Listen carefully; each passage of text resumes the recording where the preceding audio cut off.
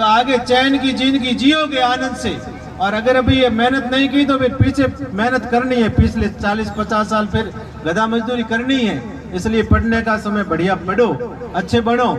और समाज में, समाज वही समाज आगे बढ़ता है जिनकी राजनीति में भागीदारी हो, शासन में, और वही समाज आगे बढ़ता है जिसकी प्रशासन में भागीदारी हो। शासन में भागीदारी मिलती है वोट से और प्रशासन में भागीदारी मिलती है शिक्षा से।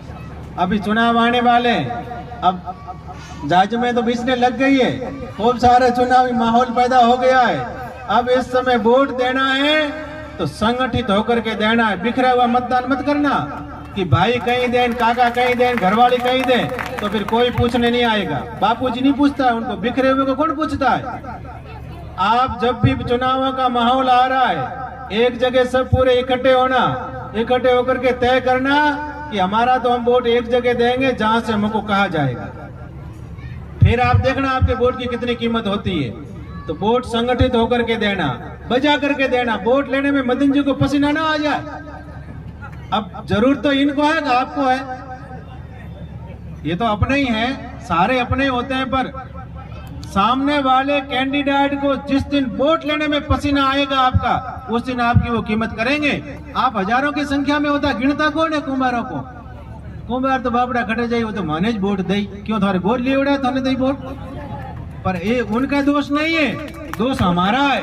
हमने ऐसी स्थिति पैदा नहीं की। जिस दिन उनको वोट लेने में गुजरों के 100 वोट होते हैं, पीछे पीछे घूमते हैं।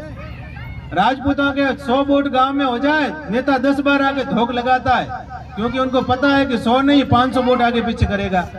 यहाँ तो घर वाले कहना नहीं मानते हैं, फिर कौन पूछेगा आपको। इसलिए जब आगे जो देशिया दे दिया, अब वोट बजा करके दो।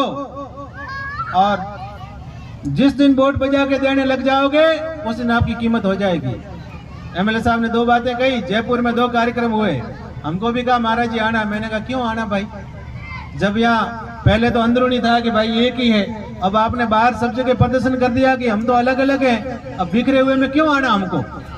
यहाँ पे अभी जोधपुर में कार्यक्रम हुआ, एमएलए साहब के वहाँ क्या कहें।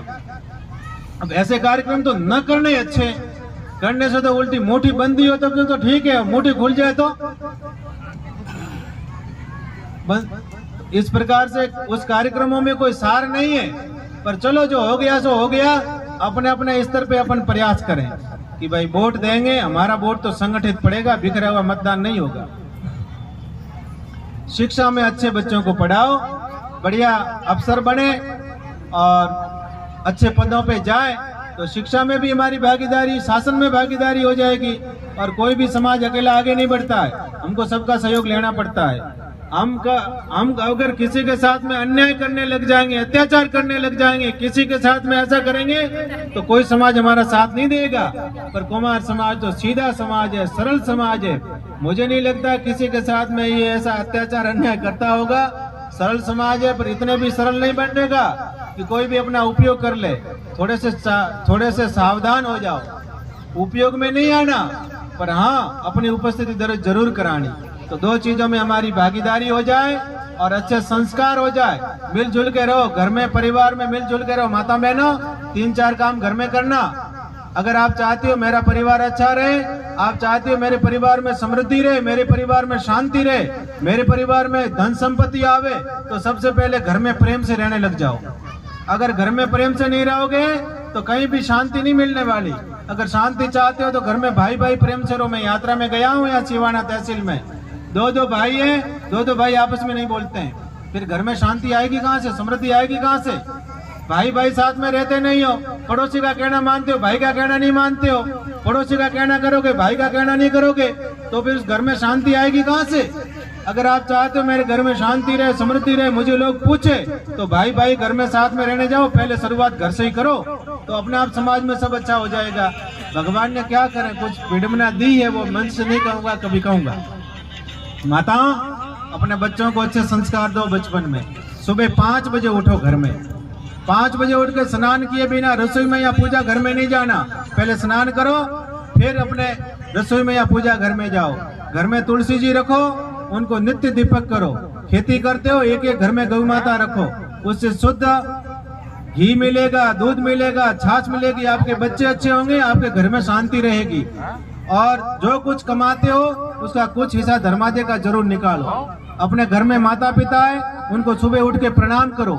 इस संसार में माता पिता का कर्जा कौन उतार सकता है? माँ कह दो या भगवान कह दो, दो नहीं है, एक ही है। माँ एक अपने बच्चे को जब गर्भ में आती तब से सेवा करने लग जाती है, और उनके सामने बूढ़ा हो जाएगा तो भी सेवा करेगी।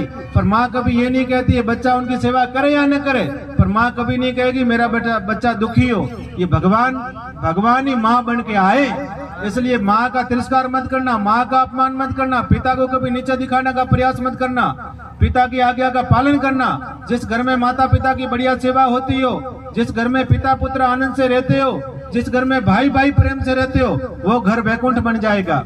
नित्य घर में भगवान नाम संकीर्तन करो, भगवान का नाम संकीर्तन करो, नित्य घर में भगवान की पूजा करो, शाम को आरती करो, अपने बच्चों को साथ में लेकर के करो, भगवान के मंदिर में जाओ, संतों के पास में जाओ, गौ ब्राह्मण सन्यासी मिले उनको प्रणाम करो। ये संस्कार कहाँ से मिलेंगे? घर में गीता रामायण भागवत ग्रंथ रखो, उनको पढ़ो। आजकल एमएलए साहब कह रहे थे कि मोबाइल सरकार फ्री में दे रही है, पर सुनते क्या हो? बहुत सारी कथाएं आती है यूट्यूब में, आज सुबह 1 घंटा पर लगा दो, पूरा परिवार सुनो बैठ के। अगर शास्त्र पढ़ेंगे, शास्त्र सुनेंगे तो मनुष्य जीवन जीने का तरीका सीखने को मिलेगा। शास्त्र नहीं